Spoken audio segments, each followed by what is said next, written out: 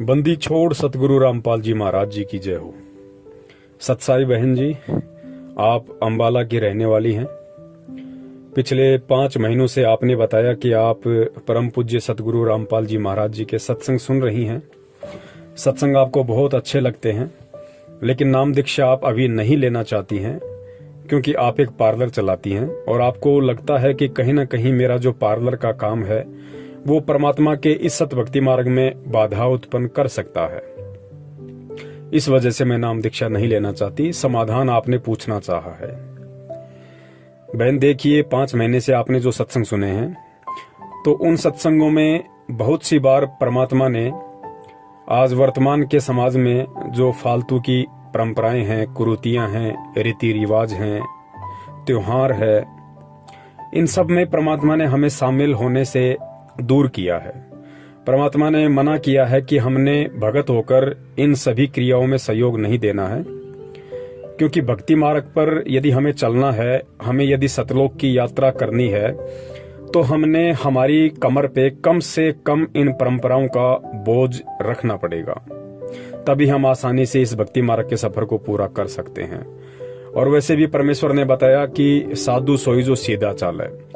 परमात्मा का बच्चा वही होता है जो व्यर्थ के इन परंपराओं से, ढकोसलों से, कुरीतियों से दूर रहे, अपना सादा जीवन जिए, अपना रोजी रोटी के लिए जैसा भी परमात्मा ने निमित्त बना रखा है अपना काम करे और अपनी भक्ति करे। पार्लर का जो काम है बहन, वो कहीं न कहीं परमात्मा के सत मिशन में बाधा है, क्योंकि परमात्मा एक स्वच्छ समाज का, स्वच्छ देश दुनिया का निर्माण करना चाहते हैं अपने तत्व ज्ञान से। और स्वच्छ समाज और देश दुनिया का निर्माण तभी हो पाएगा जब पूरा समाज परमात्मा की भक्ति को अपनाएगा। और परमात्मा की भक्ति को अपना के वर्तमान के समाज में जो ये फालतू की कुरीतियां, रीति रिवाज, परंपराएं, इन सब से दूर हटेंगे, तभी हम भगत होकर सही तरीके से भक्ति कर पाएंगे। अब देखिए बहन, यहाँ पे बहुत सारे जो भगत भाई बहन हैं, उनको मन में शंका हो सकती है कि भाई हम भी सैलून का काम करते हैं, हमारा भी सैलून है, हम भी लोगों के बाल काटते हैं, दाढ़ी बनाते हैं, तो क्या हमारा काम भी परमात्मा के मार्ग में बाधा है? तो यहाँ थोड़ा सा समझाना जरूरी हो जाएगा। तो दास निवेदन करेगा कि पार्लर में और सैलून में बहुत अंतर होता है। आज परमात्मा के हजारों की संख्या में जो भगत भाई बहन हैं वो अपना सैलून चलाते हैं, लोगों के बाल काटते हैं, दाढ़ी करते हैं, कटिंग करते हैं, तो वो परमात्मा के मार्ग में बाधा नहीं है। यदि आप दाढ़ी और बाल कटिंग तक ही सीमित हैं तो आप परमात्मा के मार्ग में बाधा नहीं है। और देखो, सत्संग सुन के थोड़ा सा हमने विचार करना पड़ेगा, क्योंकि हर पॉइंट परमात्मा नहीं बताएगा। हर बार हर सत्संग में परमात्मा वो बातें रिपीट नहीं कर पाते हैं। हालांकि परमेश्वर ने जिक्र सभी बातों का अपने किसी न किसी सत्संग में अवश्य कर रखा है, लेकिन हम लोग सभी सत्संग नहीं सुन पाते हैं और सत्संग ना सुन पाने के चलते हमें उन बातों की जानकारी नहीं होती है। ये एक अलग विषय है, लेकिन परमेश्वर ने अवगत अवश्य करवा रखा है अपने भक्ति विधान से कि कौन कौन सी मर्यादाएं हैं, क्या क्या नियम हैं, हम कैसे भक्ति मार्ग पे चलेंगे तो हम सफल हो सकते हैं। देखिए, परमात्मा हमें बार बार कहते हैं कि बच्चों, ये जो विवाह शादी हैं या अन्य प्रकार के जो धार्मिक अनुष्ठान वगैरह होते हैं, मरने के बाद में 13 माई होती है, बरसोदी है, पितृ पूजा है, या अन्य प्रकार के चौंचले हैं, गेट टुगेदर पार्टी है, बर्थडे है, किट्टी पार्टी है, परमात्मा ने बताया कि हमने इन सभी चीजों से दूर हटना पड़ेगा, वरना हम भक्ति नहीं कर पाएंगे। ये व्यर्थ के चौंचले हैं, फालतू के ढकोसले हैं। जो पैसे वाले लोग हैं वो अपनी मौज मस्ती के लिए, दिखावे के लिए ये सारा ढोंग करते हैं। अब हम भगत हो गए तो हमने इन चीजों को करना तो बहुत दूर की बात है, हमने इनमें जाकर सहयोग भी नहीं करना है। ठीक है, जब तक कोई भगत भाई बहन ज्ञान से पूरी तरह परिचित नहीं हो पाता है, जब तक वो अच्छे से ज्ञान को आधार नहीं बना पाता है, वो वहां आ जा सकता है। लेकिन ध्यान रहे, केवल धार्मिक अनुष्ठान को छोड़ के परमात्मा ने विवाह शादी के लिए थोड़ी बहुत छूट दी है, वो भी तब तक जब तक भगत को ज्ञान नहीं है। और किसी भी प्रकार के धार्मिक अनुष्ठान में, चाहे कोई माता का या भैरू जी का जागरण हो, किसी भी देवी देवता का कोई प्रोग्राम हो, मरने के बाद में जो 13 माई होती है, बरसोदी है, पितृ पूजा है, बर्थडे पार्टी है, इन चीजों में तो हमने शामिल भी नहीं होना है। ये विशेष आदेश हैं परमात्मा के। और भक्ति मार्ग में संत के वचन की अवहेलना करना अपने आप को संत से दूर करने के बराबर होता है। तो विवाह शादी वगैरह के लिए, इन सब चीजों के लिए परमात्मा ने हमें इसलिए मना किया है कि बच्चों, एक लोक दिखावा है। समाज के धनी लोगों ने अपने लोक दिखावे के लिए इन परंपराओं की शुरुआत की थी। आगे चल के ये समाज के गले की फांसी बन गई। आज ना चाहते हुए भी समाज के डर से, अपनी इज्जत के लिए लोगों ने कहीं से पैसा उधार लेके इन प्रोग्रामों को करना पड़ता है। बाद में सारा जिंदगी वो कर्जा उतारते उतारते मर जाता है, उसका कर्जा नहीं उतरता। तो अब हम भगत बन गए, हमें परमात्मा ने ज्ञान दे दिया। अब हमने इन परंपराओं का बोझ अपनी कमर पे गधे की तरह नहीं लाद के चलना है, वरना हम सतलोक तो क्या, हम त्रिकुटी तक की यात्रा भी ढंग से नहीं कर पाएंगे। तो जो भगत भाई बहन अपनी दाढ़ी और कटिंग के लिए अपना सैलून चलाते हैं, वो ठीक है, उनकी रोजी रोटी है, और दाढ़ी कटिंग समाज की जरूरत भी है, उसको बंद नहीं किया जा सकता है। इसलिए ये जो सैलून का जो काम है वो परमात्मा के मार्ग में बाधा नहीं है। लेकिन उन भगत भाइयों ने भी विशेष तौर से ध्यान रखना पड़ेगा। आपको यदि कोई किसी विवाह शादी वगैरह में बुलवाता है कि भाई हमारे बच्चे की शादी है, हमारे बच्चे का मेकअप करना है, हमारे बच्चे को संवारना है, और उसका जो भी कुछ आप जो समझ सकते हैं अच्छे से कि उसको कितना उसको सजाया जाता है, उसका डेकोरेशन किया जाता है, कई हजारों रुपया वो लोग पार्लर में जाके खर्च कर देते हैं सजने संवरने के लिए, अपने आप को सुंदर दिखाने के लिए। तो पुण्यात्माओं, जो भी भगत भाई बहन अपना सैलून चलाते हैं, जिनको परमात्मा का ज्ञान है, अब उनको इन चीजों से दूर हट जाना चाहिए। उन्हें अपना काम धंधा परमात्मा के ऊपर विश्वास करके सिर्फ दाढ़ी मूंछ और कटिंग तक ही सीमित रखना चाहिए। इसके अलावा धीरे धीरे देखो, एकदम से आप नहीं छोड़ पाते हो, एक बात अलग है, लेकिन आपने कोशिश करनी होगी, और जो परमात्मा की दृढ़ आत्मा होती है वो बिल्कुल इन सब चीजों से दूर हट जाएगी। तो हमने किसी भी प्रकार के दूल्हे या दुल्हन को विवाह शादी के लिए बिल्कुल भी नहीं संवारना है, क्योंकि जब तक हम इनको संवारते रहेंगे ये संवरते रहेंगे। आपको ध्यान होगा, परमात्मा ने कहा कि बच्चों, हमने किसी भी प्रकार के चमड़े से बनी हुई वस्तुओं का प्रयोग नहीं करना है, चाहे बैग हो, चाहे बेल्ट हो, चाहे जूते हो, चाहे पर्स हो, कोई भी चीज जिसमें लेदर वगैरह का इस्तेमाल हो वो हमने इस्तेमाल नहीं करनी है। बनाने वाली दुनिया बहुत है। अगर हम 5-10 लाख व्यक्तियों में से यदि 1000-1500 व्यक्ति या भगत भाई बहन वो काम भी करते होंगे और वो छोड़ भी देंगे तो भी समाज पे कोई विशेष प्रभाव नहीं पड़ने वाला है, क्योंकि लोगों ने अपनी फैक्ट्रियां कंपनियां लगा रखी हैं, समाज में सप्लाई होती रहेंगी।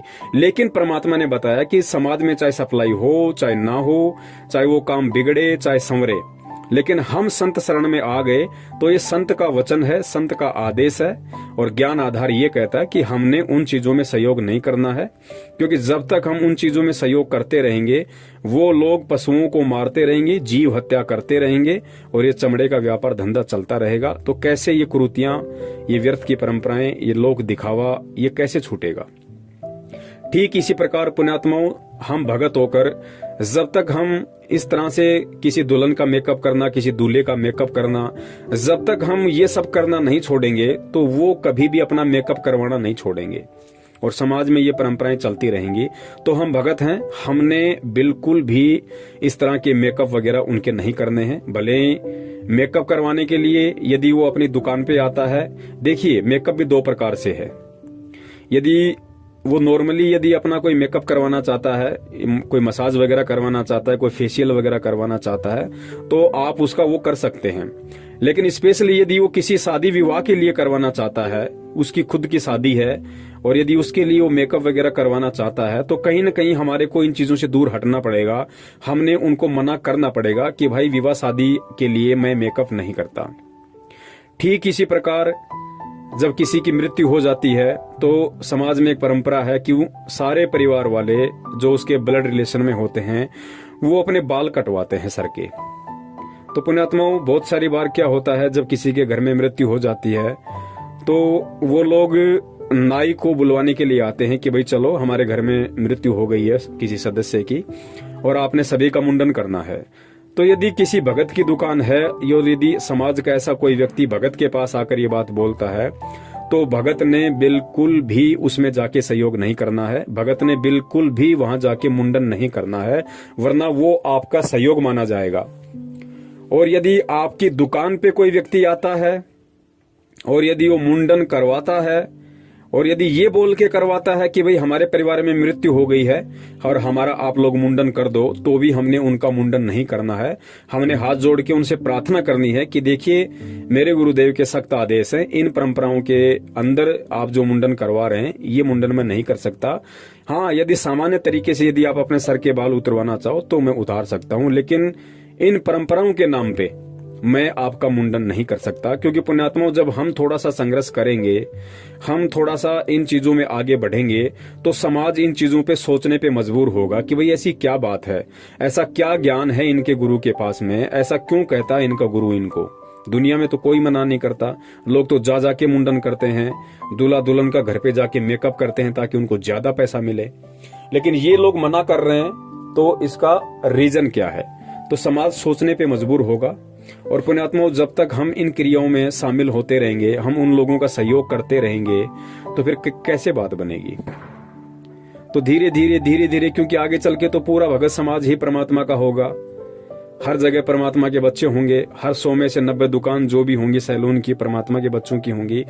और जब दुनिया मरने लगेगी और जब जो लोग परमात्मा के ज्ञान को नहीं समझ पाए, उनके शरण में नहीं आ पाए, और वो फिर भी उन व्यर्थ की परंपराओं में फंसे रहेंगे, और जब वो जाएंगे सैलून पे, और जहां जाएंगे वहां उनको परमात्मा के बच्चे मिलेंगे और बोलेंगे नहीं भैया हम नहीं करते मुंडन वगैरह, तो अंत में उनको भी उन क्रियाओं से धीरे धीरे दूर हटना पड़ेगा।